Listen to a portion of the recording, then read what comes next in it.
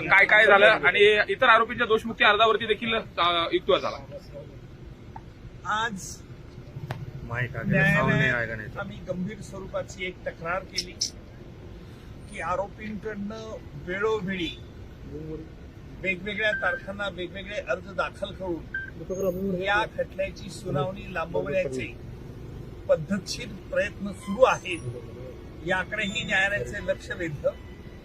त्यावर न्यायालयाने स्पष्ट केलं की काही आरोपींनी त्यांना एमसीओसी खटल्यातून दोषमुक्त करावं अशा तऱ्हेचा अर्ज दिलेला आहे।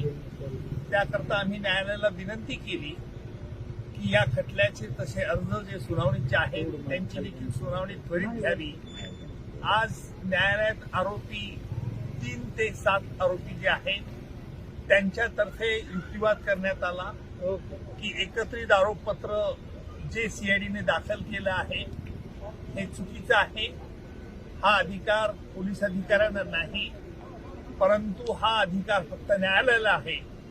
यावरती आम्ही मुंबई उच्च न्यायालयाचा कोल्हापूरच्या अंजनाबाई गावित खटल्याचा निकाल आधार म्हणून न्यायालयाला दिला आणि न्यायालयाची तरतुदीकडे आम्ही न्यायालयाचं लक्ष वेधलं।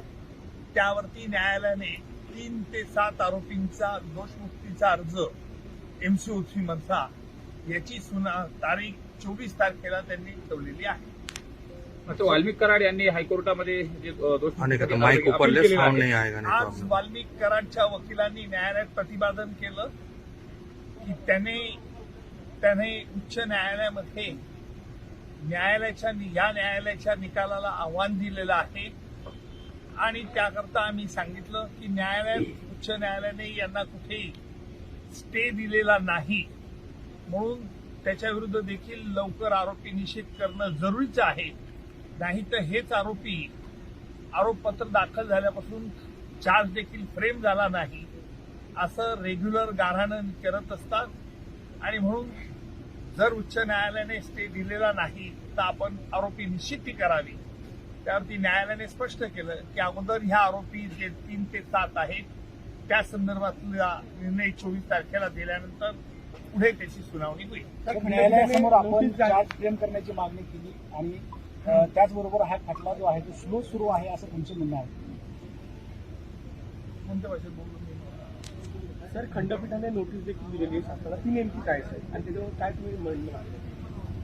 औरंगाबाद उच्च न्यायालयाने नोटीस दिलेली नाही, फक्त सरकारला त्यांचं म्हणणं वाल्मिक कराडच्या अर्जावरती त्याची सुनावणी 19 तारखेला मुंबई उच्च न्यायालयाच्या औरंगाबाद खंडपीठात